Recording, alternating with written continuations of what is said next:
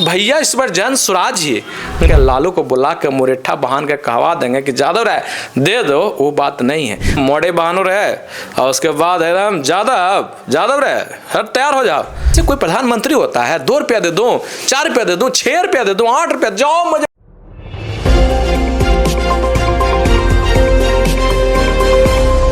नमस्कार, मैं सुभाष रजक और आप देख रहे हैं अपना नालंदा, अपना शहर, अपना खबर।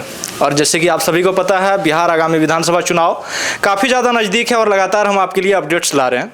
तो आज हमारी मौजूदगी है हिलसा विधानसभा क्षेत्र में, जहां पे हमारे साथ जुड़ेंगे जनसुराज के नेता और यहां की ये भावी प्रत्याशी हैं। तो इनसे बातचीत करेंगे और जानेंगे इनका यहाँ क्या प्लानिंग रहने वाला है, कैसे ये अपने दावेदारी पेश करते हैं। सबसे पहले सर अपना एक छोटा सा परिचय दे दीजिएगा। देखिए, सबसे पहले तो मैं जितने भी श्रोता हैं आपके अपना नालंदा जो देखने वाले हैं उनको सबको मैं प्रणाम करता हूं, नमस्कार करता हूं। और अपने हिलसावासी जितने भी हमारे हैं जो चाहने वाले हैं सब लोगों को मैं नमस्कार प्रणाम करता हूं। मेरा परिचय, मैं इंजीनियर मनीष और संतोष यादव ऐसे अपने नाम पे लिखता हूं। मैं ग्रेजुएट इंजीनियरिंग करके, जैसे आपने देखा कि बीटेक इलेक्ट्रिकल से मैंने इंजीनियरिंग किया और आरटीयू यूनिवर्सिटी से मैं इंजीनियरिंग किया हूँ। स्कूलिंग मेरा यहाँ से ही हुआ था और कॉलेज भी 12th तक मैंने यहाँ से किया था। बाकी आगे की पढ़ाई हम लोगों ने आगे किया।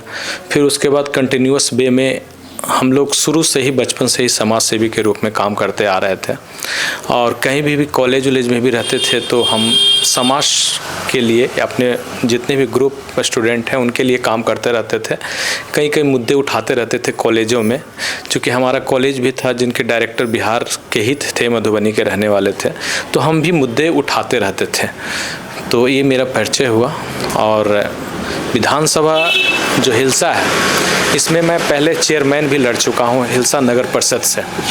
तो लोगों के बीच में मैं सक्रिय रहा था और लोगों के घर घर जाकर मैं डोर टू डोर कैंपेनिंग किया था। सबसे अच्छा कैंपेनिंग जो होता था हम ही लोग ने किया था। और उसके बाद यहाँ पे जो अब विधानसभा की तैयारी हुई और विधानसभा में ऐसा कुछ नहीं था कि हम लोगों का विधानसभा, लेकिन प्रशांत किशोर जी की जो चर्चित चेहरा और उनकी सोच, जो इस तरीके से जो लोगों के बीच में अट्रैक्शन वाली जो बातें बोल रहे हैं और सही में बोल रहे हैं, एकदम एक कह सकते हैं कि जो मैच्योर वाली बात होती है ना, उनमें प्रशांत किशोर जी में दिखा। और हम लोग भी पढ़े लिखे युवा का, चूँकि प्रशांत जी भी एक चर्चित चेहरा, एक अच्छे नेता के रूप में उभरे, तो वो इतनी मेहनत, न धूप देख रहे हैं, न बारिश देख रहे हैं, न इतनी मेहनत के साथ साथ वो बिहार को बदलने की सोच के साथ आगे चल गए। उनसे हम लोग बहुत प्रेरित हो गए और हमने भी इस पार्टी को ज्वाइन किया। और पार्टी के ज्वाइन करने के बाद मुझे ये नहीं था कि मुझे टिकट लेना है और मुझे चुनावी लड़ना है या कुछ ऐसा था। तो एक था कि प्रक्रिया में आप आइए, तो प्रक्रिया में हमने आया और पार्टी के दिए हुए जितने भी कार्य थे मैंने उनको एक कर्मठ सिपाही की तरह निभाया। और लोगों का उम्मीद अभी जाग रहा है। लोग अपने ट्विटर से, अपने फेसबुक पे लिखना चालू कर दिए हैं कि इंजीनियर मनीष यहाँ पे भावी प्रत्याशी होने वाले हैं। तो मुझे भी अच्छा लगता है। आप मेरे को फेसबुक के माध्यम से या न्यूज़ चैनलों के माध्यम से, जितने भी मैंने प्रोग्राम करवाया है सबका न्यूज़ चैनल कवर किया है और सब मेरे फेसबुक पर सब डाला हुआ है। आप लोग वहाँ से भी देख सकते हैं। व्हाट्सएप पे, स्टेटस पे, जितने भी स्टोरी पे, सब पे लगाया है। सोशल मीडिया, सोशल पे प्लेटफॉर्म पे मैं बहुत एक्टिव हूँ। और चूँकि यहाँ के स्थानीय मुद्दे जो हमारे, तो एक तो नेशनल मुद्दे जो हमारे प्रशांत किशोर जी उठा ही रहे हैं, जो कि बच्चों को पढ़ाने के लिए बात कर रहे हैं, युवाओं को रोजगार के लिए बात कर रहे हैं, किसानों को मुफ्त मजदूर, जो मेन जो हमारा वर्क है, किसानों को मुफ्त में मुहैया कराने जा रहे हैं मजदूर, मनरेगा से ऐड करके। उसके बाद जो 94 लाख परिवारों को 2-2 लाख रुपया जो नहीं मिला था उसके मुद्दे। और उसके बाद 3 डिसमिल ज़मीन जो अभी 1 लाख लोगों को मिला है, वो भी कागजी रूप में मिला है। उनका अभी तक कोई न घेराबंदी हुई है, न उस पर ज़मीन पर कब्जा हुआ है।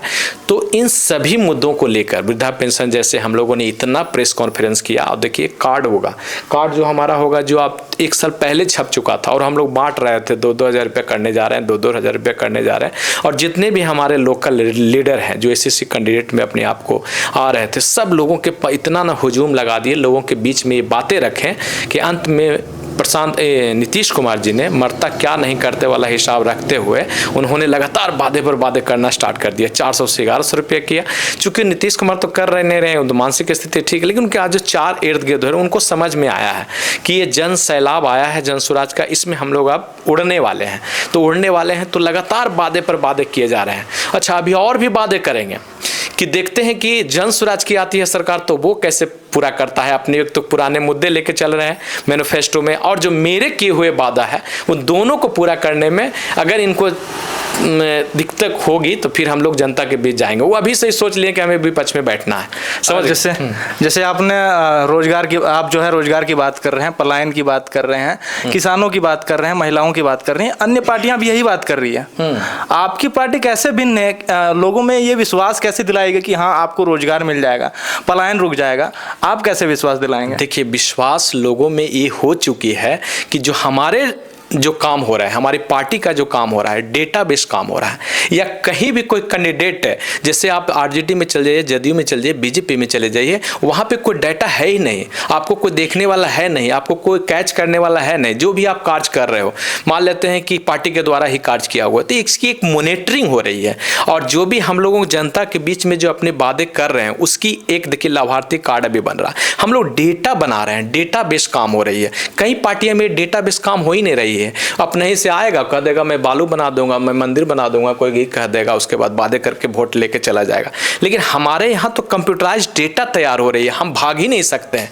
डेटा हम बिहान कल हमको जनता कोई भी आरटीआई के माध्यम से हमसे पूछ सकता है कि जो आपने डेटा तैयार किया था उसका क्या किया। तो हमारे पास डेटा है, हम डेटाबेस काम कर रहे हैं, इसलिए भिन्न पार्टियों से हम लोगों को अलग है और हम लोगों पर विश्वास कर रहे हैं। और जो मुद्दे जो आप उन लोग तो मुद्दे तो बहुत दिन से ये सब चीजें हैं हो रही है, पलायन का स्थिति बार बार पलायन, लेकिन उस पर कोई वर्क ही नहीं कर रहा था। हमारे नेता ने उसको मैनिफेस्टो उसको सुचारू ढंग से बताया है कि हम कैसे रोकेंगे पलायन को।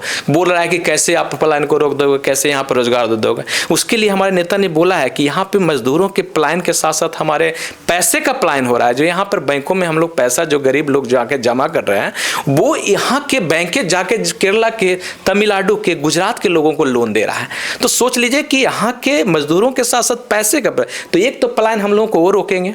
दूसरी है कि यहाँ पर कह रहे हैं नल कर कारखाने नहीं मिलेंगे। इसलिए नहीं मिलेंगे क्योंकि मोदी जी जब यहाँ पे आते हैं तो 4 किलो अनाज की बात करते हैं तो यहाँ पर बहुत तालियां बजती है, और यही आदमी वहाँ पर गुजरात में जाते हैं तो उनकी हिम्मत नहीं होती है कि हम 4 किलो अनाज की बात करें।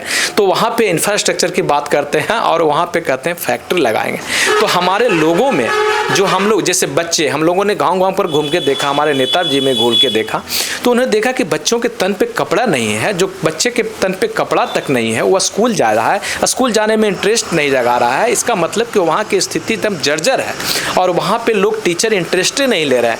हम लोग उसको मॉनिटरिंग करके सरकारी स्कूल का व्यवस्था इतनी अच्छी कर देंगे कि लोग प्राइवेट में जाना ही बंद कर देंगे। लोग कह रहा है प्राइवेट स्कूल में आप पढ़ाना, कैसे पढ़ा दोगे सारे बच्चे को? हम बोले भैया प्राइवेट स्कूल में तो लोग जाएगा नहीं, 1/3 लोग जो जाएगा, सरकारी स्कूल का व्यवस्था इतना ठीक कर देंगे। अच्छा आप बताइए कि कोई कहेगा, सर आप एजुकेशन की बात कर रहे हैं कि सरकारी स्कूल इतना ठीक कर देंगे, आप वन नेशन वन एजुकेशन की बात क्यों नहीं करते? वन नेशन वन एजुकेशन की जो बात हमारे जो केंद्र की जो भी हमेशा जो बात कर रहे हैं, हम लोग भी इस पर सहमति जगा रहे हैं। लेकिन पहले जो बिहार हमारा इतना पिछड़ चुका है, इन 1200 परिवारों ने लूट जो मचा रखा है था, उन 1200 परिवार से हम लोग बिल्कुल हट के एक नई सोच के साथ जो काम कर रहे हैं उस पर हम लोगों का वर्क होगा। लेकिन पहले जो हमारा बिहार बहुत पिछड़ा हुआ है, समझ गए, इसको तो हम लोग प्लेटफॉर्म पर लाने की कोशिश कर रहे हैं और लाएंगे। इसके लिए हमने पूरा रोड मैप तैयार कर लिया। हमारे नेता, आप देख लें कि हमारे नेता ही इतने चर्चित हो रहे हैं और इतनी उनकी लोकप्रियता बढ़ रही है कि सारे पार्टियों ने जितने भी इनके मुद्दे थे सब लोगों ने बोलना स्टार्ट कर दिया है। सोच लीजिए इनकी ये ताकत है कि 400 रुपये से 1100 रुपये, उसके बाद अब देखिए को सभी पार्टियां कर पलायन को हम भी रोक देंगे, बच्चों को हम भी पढ़ा देंगे। अरे भैया तो 20 साल से आप कर क्या रहे थे?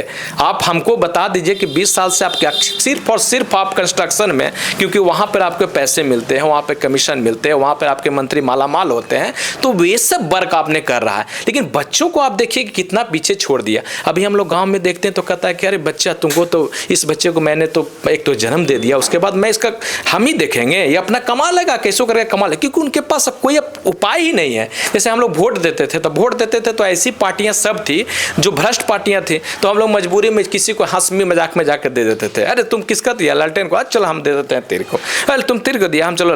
लेकिन अब जो जनसुराज जो आया है तो वोट का वैल्यू बढ़ा है, लोगों के बीच में उम्मीद जगी है। अब जो वोट का जो पावर होता है ना, लोगों को पता चला है पावर।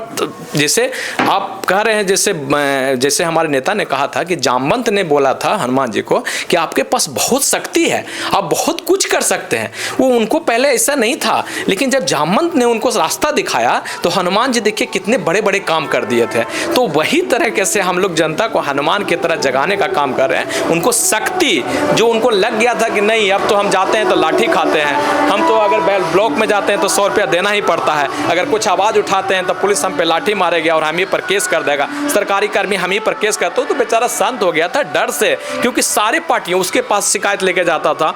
तो वही यानी विपक्ष और पक्ष का जो खेल चल रहा था ना, एक कमीशन खोरी का जो चल रहा था कि हम जीतेंगे तो 15% आपको कमीशन दे देंगे, आप चुप रहिएगा, जनता को हम लोग जितना लूटे आपको चुप रहना है। तो हमारे भी है यहाँ पर हिंसा का जो अगर स्थिति आप देख लें तो ये लोगों के मन में और लोगों के मुंह के जवान पर ये बात है कि इन लोगों ने 15% कमीशन का पूरा एकदम खेल फिक्स किए हुए हैं। यहाँ और इस्लामपुर विधानसभा एकदम दोनों फिक्स है कि आप हम जीतेंगे तो मैं 15% कमीशन दे दूंगा और आप कुछ नहीं बोलना विपक्ष के होते हुए भी। लेकिन देखिए एक भी हमारे विपक्ष के नेता, इतने बड़े नेता हैं, इतनी बड़ी अभी हम लोग देखिए बाढ़ क्षेत्र में, आप देखिए मेरे वीडियो निकाल के देख लीजिएगा, न्यूज़ चैनलों ने लोग चलाए भी है, बाढ़ में हमें कितने लोगों को बीच में भ्रमण किया, सीओ एसडीओ वीडियो को डायरेक्ट बात किया। कल ही मैंने देखिए गुलड़िया बीघा का एक कांड आया था, मेरे पास सामने आया, मैंने 11:30 बजे रात में एसडीओ को फ़ोन किया और देखिए मैं मोबाइल से आपको दिखा दूंगा, उन्होंने आश्वासन दिया 11:30 बजे रात में कि मैं इस पर कार्रवाई करूंगा, इट्स ओके उन्होंने लिखा। तो ऐसी मुद्दे को लेकर मैं लोगों को, लेकिन उन लोग भी लाचार हैं, चूंकि अफसरशाही नीचे से लेकर ऊपर तक पैसे पहुंचाना पड़ रहा है। लोग कह रहे हैं मुखिया काम नहीं करे, भैया मुखिया काम क्या करेगा, उसको तो पहुंचाना पड़ रहा है, उनको तो रकम पहुंचाना पड़ रहा है अधिकारियों के बीच में, और अधिकारी आपस में लड़े हुए हैं कि 15 करोड़ का जो लूट हुआ या 15 लाख का जो लूट हुआ उसमें हम लोग कैसे डिस्ट्रीब्यूट करें, उसी में लूटा हुआ है। बार बार देखिए एक बांध का यहाँ पे हम लोग देखे, पश्चिम हमारा पूरा दहाड़ का इलाका है और यहाँ पे पूरा सुखाड़ का इलाका है। इसके लिए हमने मैनिफेस्टो में डाला है कि हमारा राहल छिलका का एक जो बांध है, एक जो गेट है वो बंद पड़ा हुआ है, जिसके चलते पानी का डिस्ट्रीब्यूशन नहीं हो पा रहा है। मुहाने नदी का जो पानी आने चाहिए था वो नहीं आ रहा है चूँकि बंद है। हम लोग ये सब मुद्दा उठाए हुए हैं अपने स्तर से, पूरा आप देखिएगा मेरा फेसबुक पर सब डाला हुआ है, किसको हम लोग करेंगे। अभी आपने दो चीज़ें बोली सर, एक तो हनुमान जी के बारे में बोला, तो चलिए उस चीज़ पे भी बात किया जाएगा। अभी आपने बाढ़ पे भी बोला। अभी राजनीतिक में देखें तो हनुमान जी एक जो बने बैठे हैं आपके चिराग पासवान जी, उनका अभी एक बयान सुनिएगा, तो वो अपने ही पार्टी के खिलाफ बोल रहे हैं कि आपका सरकार है, क्राइम रेट इतना बढ़ा हुआ, आप क्या कर रहे हैं। तो कहीं ये एक साइन तो नहीं है कि वो जो है एनडीए छोड़ फिर से इधर या तो प्रशांत किशोर जी के साथ चलना चाह रहे हैं या इंडिया गठबंधन के साथ। बोलना और एक करना, लोग इतना मूर्ख नहीं है। आप वहाँ पे केंद्र में बने भी रहोगे और उसके बाद आप बिहार की राजनीतिक आप नहीं कर रहे हो, बिहार से राजनीति कर रहे हो। बिहार की राजनीतिक जिस दिन आप करना स्टार्ट कर दोगे ना, तो पद और पावर का लोभ आपको खत्म हो जाएगा और तब यहाँ पर आके ये सब सारी बातें बोलेंगे। तो ये दो तरफा कैसे चलेगा, कोई एक तरफा होता है। यानी आप बिहार की राजनीतिक नहीं करना चाह रहे हो, बिहार से राजनीति करना चाह रहे हो। लेकिन वो अपने आप को शोषित वंचित गरीब का नेता कहते हैं, लोग भी उनको जो है युवा भी उनको पसंद करते हैं। हाँ, तो ऐसी बात है तो आप समर्थन वापस ले लीजिए, वहाँ से आइए और यहाँ पे राजनीतिक अपने बिहार की राजनीति को कीजिए, बिहार से राजनीति करना बंद कर दीजिए। क्योंकि एक तरफ आप पूरा सिक्योरिटी के साथ चल रहे हैं, केंद्रीय मंत्री भी बने हुए हैं, और एक तरह से ऐसी बात, ये तो चूंकि जदयू को खत्म करना करना है ना, तो ये सब बीजेपी का षड्यंत्र जो है ना वो रचा जा रहा है। उन लोग को बीजेपी का एक ही मकसद है कि जदयू पार्टी को किसी तरीके से खत्म किया जाए। समझ गए ना। अभी आपने बाढ़ पे भी बात किया सर, आप सदन में देखते होंगे सब जो है व्यक्तिगत टिप्पणियां करने में लगे हैं, लेकिन जमीनी हकीकत को कोई देखना पसंद नहीं कर रहे, जनता की समस्या को कोई सुनना पसंद नहीं कर रहे हैं। बाढ़ की समस्या ऐसी बनी हुई है कि लाखों लोग जो है अभी बेघर हो जाते हैं, हजारों लोग बेघर हो जाते हैं, उनकी आर्थिक स्थिति जो है पूरा डाउन हो जाती है। जैसे आप आरा का भी न्यूज उठा के देखेंगे तो वहाँ पे एकदम बाढ़ आई हुई है, लोग जो है बेघर हो जा रहे हैं, उनकी जिंदगी भर की कमाई चल जा रही है, घर ढह जा रहे हैं। आपकी पार्टी आती है तो आप बाढ़ से किस प्रकार निपटने का प्रयास करेंगे? देखिए, हमारे नेता ने बोला है कि बाढ़ जो समस्या है एक बहुत बड़ी समस्या, और खास करके कोसी जो एरिया है वो बाढ़ से हमेशा ग्रसित रहता है। नेपाल से पानी छोड़ा, उसके लिए उन्होंने बहुत सारे प्रोजेक्ट बनाए, गंधक प्रोडक्ट, कौन कौन प्रोडक्ट। तो उन्होंने बोला कि मैं एक प्रोडक्ट बनाऊंगा, और उन्होंने बहुत अच्छी बात बोली हमारे नेता ने। मैं उन्हीं की बात को कह रहा हूँ कि उन्होंने एक ऐसी बात बोली है ना कि मैं वहाँ से चीज़ों को जोड़ूंगा। जैसे वहाँ पे है कि सेंट्रल में है कि पानी का जल जमाव रहता है, साउथ में आप चले जाइएगा तो पानी है ही नहीं, आप उधर चले जाइए तो कोसी साइड में तो पूरा पानी दहाड़ है। तो उसको एक लेन से हम लोग जोड़ेंगे और जोड़कर पानी का डिस्ट्रीब्यूशन कर देंगे, तो कोई एक ही प्रोजेक्ट चलेगा। ऐसा नहीं कि लूटने के लिए गंडक प्रोडक्ट, गोमती प्रोडक्ट, ऐसे ऐसी प्रोडक्टें आपने चला रहे हैं। तो इससे आपको आप 20 साल से चला रहे हैं, देखिए इसका कोई रिजल्ट फायदा नहीं हो रहा। लेकिन हम लोगों का रोड मैप तैयार है ना कि हम लोग जो है पानी का डिस्ट्रीब्यूशन करेंगे। और हम लोग को पता है, चूंकि पढ़े लिखे आदमी हैं तो उनको सबको पता होता है ना कि साउथ सूखा है, सेंट्रल हमारा पानी का जल जमाव है, और वहाँ पर आप लोग को से सब में पूरा पानी का भंडार रहता है, बाढ़ आ जाती है। तो इसको हम लोग एक लेन बनाकर पानी का डिस्ट्रीब्यूशन करेंगे इसी तरीके से रोड मैप के तहत, और ये बाढ़ से समस्या हम लोगों को रुक जाएगी।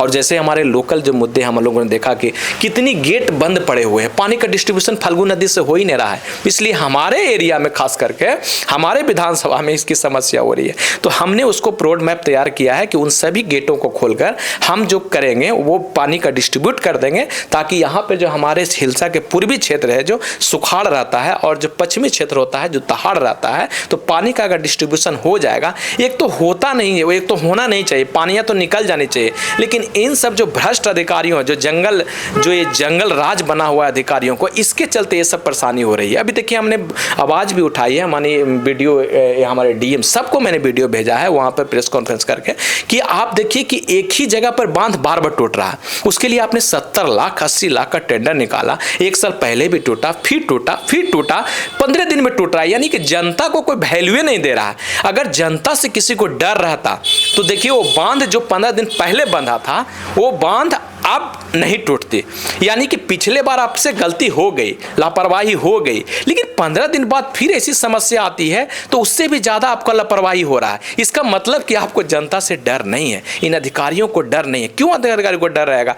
डीएम से एसडीओ नहीं डर रहा है, एसडीओ से बीडीओ नहीं डर रहा है, बीडीओ से सीओ नहीं डर रहा है। क्यों नहीं डर रहा है? क्योंकि इनको पैसे, जब हम आपको 100 रुपये कमीशन दूंगा, घुसखोरी का कमीशन दूंगा, तो आपसे मुझे डर लगेगी?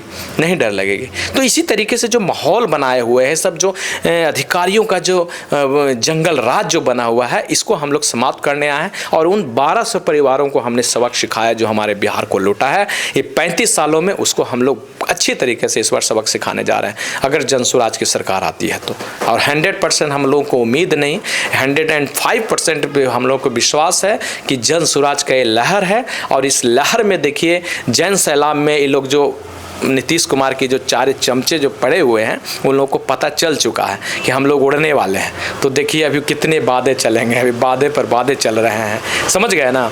तो जैसे सर प्रशांत किशोर जी का भी प्रोग्राम फिक्स हुआ है 10 तारीख को चंडी में, तो उसके लिए आपका क्या तैयारी रहने वाला है? देखिए हम लोगों को तो पूरे तन मन से लगने के लिए कहा गया है, और हम लोग को कुछ क्लस्टर वाइज ये प्रोग्राम हो रहा है, 3 विधानसभा मिलाकर हो रहा है, तो ये हमारे अनुमंडल में ही आ रहा है।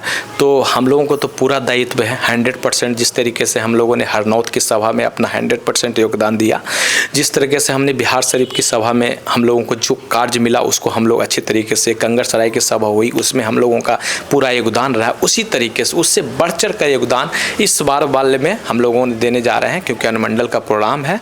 और यहाँ पे एक भव्य प्रोग्राम, क्लस्टर वाइज जो प्रोग्राम हो रहा है, धीरे धीरे, चूँकि पहले हम लोगों को परेशानी होती थी, लेकिन अब लोग जो है, जो जनता जाग चुकी है और इनको एक झलक देखने के लिए, एक बात सुनने के लिए, चूँकि लोग ने कहते हैं कि उनको तो बार बार मैं अगर 10 बार भी सुनूं ना तो मेरा मन ही नहीं बढ़ता है, क्योंकि ऐसी ऐसी चीज़ें बोलते हैं ना, इंटरेस्टेड वाली बात, और जो जिससे हम लोग जूझ रहे हैं, जिससे जनता जूझ रही है, उस मुद्दे को लेकर वो आगे बढ़ रहे हैं। स्थानीय मुद्दे तो हमारे लोकल नेता सब उठा ही रहे हैं और उठाएंगे भी, हम लोग चलेंगे भी, लेकिन जो मेन नेशनल मुद्दे हैं वो इतनी अच्छे मुद्दे लेके चल रहे हैं कि सारी पार्टियों में भय बन चुका है, क्योंकि सारी पार्टियों को तो जगाने वाले ये थे ही, इन्हीं के बदौलत तो सारी पार्टियां आगे बढ़ती थी। तो हम जो थे, ये सारी पार्टियां से तो इनको डर है, ये है कि इनको तो पूरा स्ट्रेटजी आता है, संगठन तैयार करनी आती है, सब आती है, तो हम लोग को तो पीछे छोड़ने जा रहे हैं। और इतनी जल्दी इस बड़े संगठन का रूप ले लिया है जनसुराज। आप देखिएगा, गाँव में जाइएगा तो हम लोग से ज़्यादा युवा वर्ग पूरा, हम लोग तो कैंडिडेट हैं तो हम लोग को तो उत्साहित रहना ही चाहिए, लेकिन आप जाइएगा गाँव में तो हमसे ज़्यादा लोग उत्साहित है। भैया इस बार जनसुराज ही जी आप ही कैंडिडेट हो रहे हो जी, हम कहे हाँ हम ही कैंडिडेट हो रहे हैं। भैया क्या बात है जी, हम लोग तो भाई जनसुराज को पहले ही से है, मतलब कैंडिडेट पर कोई फर्क नहीं है। लेकिन एक बात है, यहाँ के जो कैंडिडेट हैं आप देख लीजिएगा कि इनके बारे में अगर बोला जाए तो कहीं इनके गांव तक भी आप चले जाइएगा ना, हमारे यहाँ प्रतिनिधि हैं, इनके गांव तक मैंने इनको जब अपने सभा में अपने लोगों को ले जाया करता था तो इनके गांव से एक गाड़ी मैंने उठा कर गया था और वहाँ पर मैंने सभा भी की थी। पता है इनके गांव का स्थिति आप देख लीजिएगा, मैं वीडियो भी बनाया था फेसबुक पर, मैंने डाला हुआ है वीडियो। उस गाँव का इतनी जर्जर स्थिति है, सोच लीजिए उसकी गाँव का स्थिति इतनी जर्जर है, सोच लीजिए। और विपक्ष के नेता का तो कहना नहीं है, विपक्ष के नेता को तो लगता है कि मोड़े है, और उसके बाद है ना जादव रहे हर तैयार हो जाओ। अरे भाई जादव को तुम इतना मूर्ख समझ रहे हो, अब वो मूर्खता वाली बात अब नहीं रह गई है। तुम जो सोच रहे थे कि हम तेजस्वी को बुला के, लालू को बुला के मुरेठा बहान के कहवा देंगे कि जादव रहे दे दो, वो बात नहीं है भाई। यहाँ के प्रतिनिधि विपक्ष के लोग गाली सुन रहे हैं, सोच लीजिए एक पैसे कमाने के लिए आप जनता से गाली सुन रहे हो। अब इस पैसे के इतनी महलियत दे रहे हो आप, और इतनी लूट के साथ जो पैसे आप कमा रहे हो, गाली तक सुनना पड़ रहा है लोगों को। लेकिन मैं क्या करूं भाई, वो तो उनका विपक्ष का काम है, जनता के पास कोई विकल्प था नहीं, तो जनता को भी मैं दोषी नहीं मानूंगा। आप यादव की बात कर रहे हैं, तेजस्वी यादव जब सरकार सत्ता में आए थे 18 महीना के लिए, युवाओं का कहना बहुत ज़्यादा वैकेंसियाँ आई थी, बहुत ज़्यादा नौकरियाँ मिली थी उन्हें, युवा काफ़ी ज़्यादा उनको पसंद करते हैं। अब देखिए कैसे पसंद करते हैं, अगर वो नौकरी दिए हैं तो एक डेटा, एक सर्वे, एक डेटा आप रिलीज कर लीजिए कि हमने इन लोगों को नौकरी दिया है, इसका मोबाइल नंबर ये है। हम लोग तो लाभार्थी कार्ड जिस लोगों को मैं बना रहा हूँ, तो पटना गांधी मैदान से जो है ज्वाइनिंग लेटर देके ये कर रहे हैं। ज्वाइनिंग लेटर कितने लोगों को आपने दिया, उसका डेटा तो आपके पास होगा ना। ज्वाइनिंग लेटर से 150 लोगों को बीच के मीडिया के बीच में आके दिखवा देना, ये आपको ये नहीं दर्शाता है। सोच लीजिए, आपको अगर पास डेटा है, हमारे पास लाभार्थी कार्ड बन रहा था, हमारे पास डेटा है, नाम है, नंबर है, हमने इन लोगों से मिला है, हमने हस्ताक्षर करवाया है तो उनका नाम और नंबर है, हमारे पास सब डेटा बेस प्रूफ है। आपके पास डेटा है तो रिलीज कर दीजिए कि इतने इतने गांव में इस लड़के को दिया, इस गांव में इस गांव को दिया। अब तो तेजस्वी यादव ने ये बोलना चालू कर दिया है कि हम लोग तो भाई इतना MLA लेके बैठे हुए हैं, MP लेके बैठे हुए हैं, हमको कोई मीडिया नोटिस से नहीं कर रहा है, सब प्रशांत जी को नोटिस कर रहा है, प्रशांत जी मोटा माल दे रहे हैं। भाई मीडिया वाले आप लोग से मैं कहता चाहता हूँ, आपको क्या प्रशांत किशोर ने कभी 4 रुपया भी दिए होंगे? बिल्कुल नहीं। सोच लीजिए, आप खुद बता रहे हो, आप मीडिया वाले हो, कभी मिला होगा आपको ऐसा? लेकिन देखिए इनकी सोच क्या है। पहले तो इन्होंने बोला कि बी टीम है, पहले तो ये बोले पांडे जी हैं। अरे कुछ भी नहीं नेगेटिव है तो देखिए कह रहा है पांडे जी हैं। अरे भैया कुछ नेगेटिव तो आदमी में निकालो। ये पांडे जी बोल रहे हो, कभी कभी कह रहे हो कि मीडिया को पूरा पैसे दे रहे हैं, तो सब मीडिया उन्हीं को नोटिस कर रहा है, और हम लोग के पास इतना MLA है या MP है तो नोटिस नहीं कर रहा है। अरे भैया मीडिया के भी तो बाल बच्चे हैं, मीडिया भी तो सोच रहा है कि बिहार आगे बढ़े। एक सिपाही कुछ भी तो सोच रहा है कि हमारा बिहार आगे बढ़े। सिपाही को अगर आप घूस लेते हो तो मान लेते हैं 2000 रुपया बटा 2000 रुपया में आप DSP और यहाँ पे थानेदार को आप 1000 रुपया दे रहे हो, सिपाही को 100 रुपया मिल रहा है, तो उसके भी दिल में तो दर्द है। 100 रुपया ही ले रहा है लेकिन दिल में तो दर्द है कि अगला आदमी चोरी कर रहा है, चोरी में शामिल है, उतना ही शामिल मैं भी हूँ, लेकिन मुझे 100 रुपया काहे दे रहा है भैया जी? वो तो थाने इंचार्ज है या कुछ है तो ज़्यादा ले लेगा। चोरी में तो सबका साथ होना चाहिए, सबका बराबर हिस्सा बंटना चाहिए। तो हमने कई अधिकारियों से, पुलिस वाले ने हमने बोला था कि देखिए ना ऐसे ऐसे होता है, जब अगर 1000 रुपये की तहसीली होगी या 2000 रुपये की तहसीली होगी तो हमको मात्र 100 रुपया मिलता है। अरे भैया चोरी कर रहे हो, चोरी करे में भी आप पावर के अनुसार अपने पैसे का डिस्ट्रीब्यूशन करोगे। तो इस तरीक़ा से जो माहौल बना था बिहार का, और हम लोगों को तो बिहार की जो बर्बादी है उस पर हम लोगों को प्रशांत जी का तो रोना आ गया था। सोच लीजिए कि इतनी बड़ी संगठन, इतने पैसे का काम कर रहे थे वो, और इतने लोगों के बीच में अपना पॉपुलैरिटी बटोर रहे थे, लोगों को प्रधानमंत्री बना रहे थे, मुख्यमंत्री बना रहे थे। तो बिहार का दौरा किए तो उनकी आंखों में आंसू, के बिहार का रहने वाले थे। पैसा तो कोई भी बहुत लोग कमाता है, लेकिन जो एक चीज़ें होती है कि भगवान ने हमें बुद्धि दी है, तो हम एक बिहार के लिए एक बदलाव जो हमारा ददर स्थिति में चला गया था उसको उन्होंने उठाने का, लेकिन अभी कह दिया कि वो सब काम मैं छोड़ ही दिया। मैं पहला काम जो होगा मेरा बिहार को बदलना होगा, क्योंकि इसके लिए मुझे रोना आया है और मैं यहाँ का ही बंदा हूँ, यहाँ का मिट्टी का मैं कर्ज अदा करना चाहता हूँ। तो उसी तरीके से उनकी इस बात को लेकर मैं भी प्रेरित हुआ, और चूँकि मैं भी इस मिट्टी का कर्ज खाया हूँ, हिलसा का ही रहने वाला, हिलसा की मिट्टी से मैं पला बड़ा हूँ, तो मैं भी यहाँ के मिट्टी का कर्ज अदा करना चाहता हूँ, और इस मुहिम में मैं भी लग गया था। तो आज देखिए पार्टी की ओर से और लोगों का जो चल रहा है मेरे ऊपर, वो मुझे काफ़ी खुशी हो रही है कि मैंने जो मेहनत, हम लगातार जो है पब्लिक ओपिनियन करते रहते हैं कि इनका सरकार जो है आने वाला है। बहुत से लोग कहते हैं कि जो आपका जनसुराज पार्टी है एक ही चॉकलेट के दो रेपर हैं। कहने का मतलब वो जेडीयू से ही टूट के बने हैं।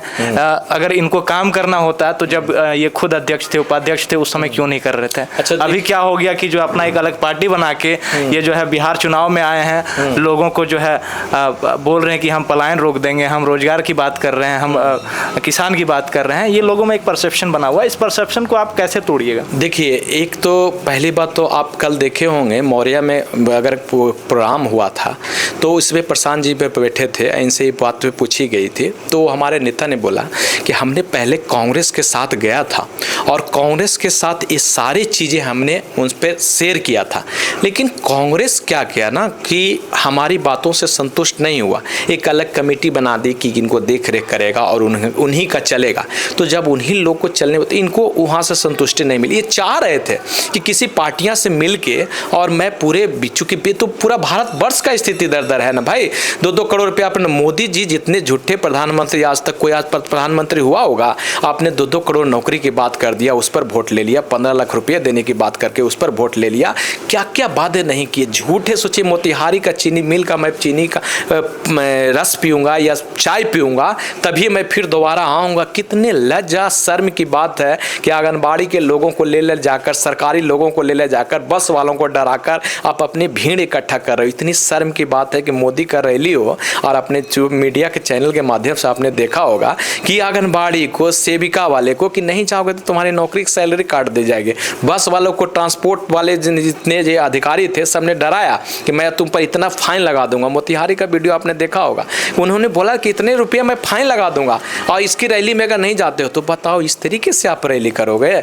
इस तरीके से लोगों के बीच में पैठ बनाओगे। 2014 में आपकी इतनी लहर थी, लोगों ने आप पर भरोसा किया था और आपका यहाँ जात पात का तो टूट ही गया था। 14 में ही जात पात का कोई मुहिम तो रहा था ही नहीं। अगर जात पात रहता तो मोदी जी प्रधानमंत्री बनते ही नहीं, क्योंकि उनके जात के लोग यहाँ पर काफ़ी लोग हैं ही नहीं, और यहाँ से उनको इतनी सीट मिली थी। तो सोचिए कि आप जिस लहर में आए थे, जितने झूठ बोलकर जो आए थे, जनता के बीच में विश्वास, चूँकि जनता तो बेचारा बोला वाला था, तो उन्होंने उस पर विश्वास कर लिया कि एक नई चीज़ आई है, हम लोग उसको ट्राई करते हैं। और 2014 में उन्होंने ट्राई करना, इतनी भ्रष्ट हो गई, इतनी भ्रष्ट हो गए मोदी जी कि बताइए कि आपने जो वादा किया, ऐसे कोई प्रधानमंत्री होता है? 2 रुपया दे दूं, 4 रुपया दे दूं, 6 रुपया दे दूं, 8 रुपया, जाओ मुझे लायक भी पैसा आज तक नहीं।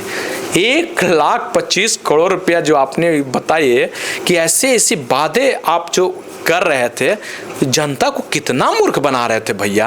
आप 15 लाख रुपया काला धन ला देंगे, कहाँ गई स्मृति ईरानी? चूड़ियाँ पहन के बैठ जाती थी, चूड़ियाँ लोगों के पास भेजती थी कि 400 रुपया का सिलेंडर है, अभी 1200 रुपया में कहाँ छिपी हुई हो? बाहर तो आओ। बाबा रामदेव कहाँ छिपे हुए हैं जो कहता था काला धन वापस लेके आएंगे? उनको तो सबक तो सिखाया था, साड़ियाँ पहनकर भागे थे बाबा रामदेव। बताइए इस तरीके से चोरपट्टी करके आप जो लोगों के बीच में ये जब फैलाने, मोदी जी का एकदम जो इतने अभी तक में जितने प्रधानमंत्री होंगे एकदम भ्रष्ट प्रधानमंत्री होंगे।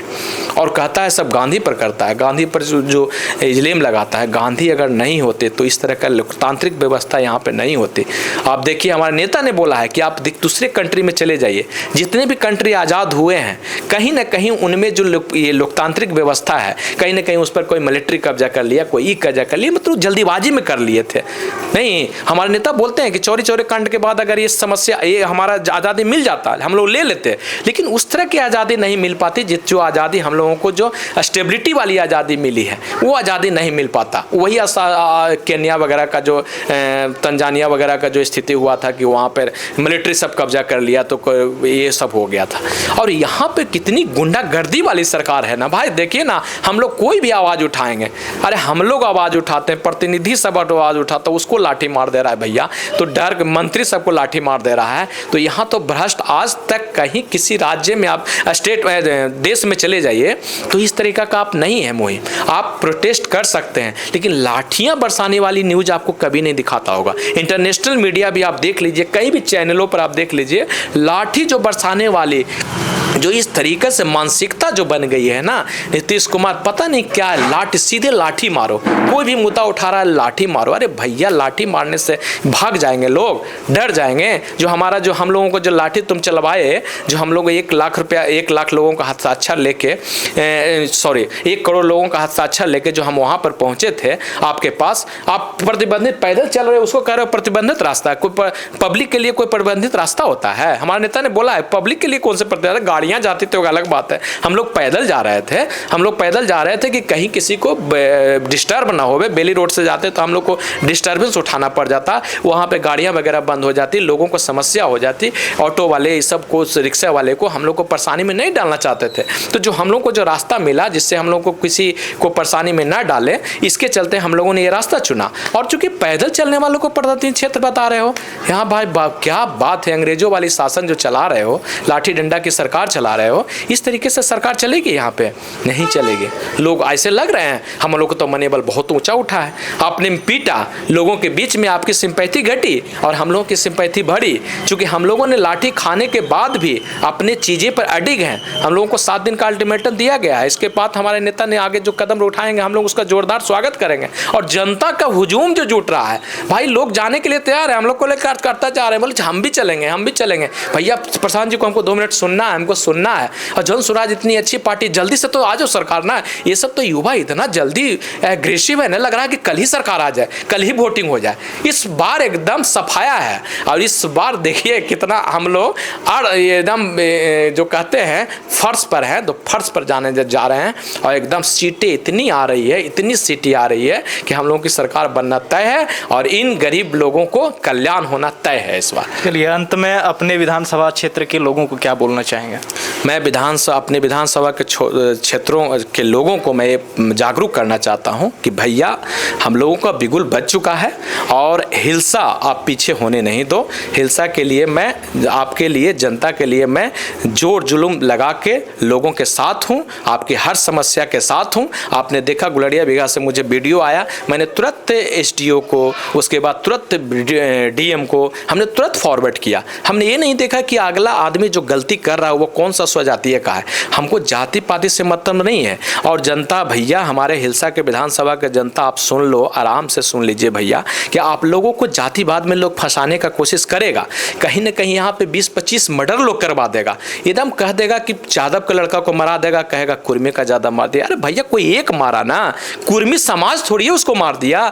तो इस तरीके से भ्रम फैलाएगा आपके बीच में, और वही फिर 5 साल सिक्योरिटी लेके घूमेगा और उसके बाद आप उसका कुछ नहीं कर सकते हैं, आप उससे डरेंगे। तो भैया, आप इससे एकदम शांतिपूर्वक, आप एकदम, आपसे कोई झगड़ा नहीं करना। जो भी करे, आरजेडी की तो अपनी उदंडता है ही, जदयू वाले जो भी अब वो लोग करना चाहते हैं करने दो। हम लोग शांतिपूर्वक चुनाव जीतने जा रहे हैं। और ये जात पात के मूवमेंट में आप लोग नहीं पड़े कि पासवान का लड़का तो पासी के लड़का को मार दिया, पासी का लड़का कुर्मी का लड़का मार दिया, कुर्मी का लड़का यादव का मार दिया। ये सब होगा, ये सब लोग कराएगा, चूंकि भ्रष्ट है ये लोग के मर्डर कराने में, और इस सब में ममता नहीं लगता है। ये सबको चाहिए पॉपुलैरिटी कि हम किसी तरीके से इस चुनाव में जीत जाएं, और बाकी क्या होगा उसको हम बाद में देख लेंगे, हम कोर्ट में भी देख लेंगे, सब देख लेंगे। सब इस तरीके से स्थिति है भैया। तो इस सब चक्कर में आप लोग ना पड़े, जातिवाद के चक्कर में ना पड़े। और यहाँ पर जो एक जो स्वतंत्र है अपने ढंग से, जो आपको जनता का जो सुंदर राज जो आने वाला है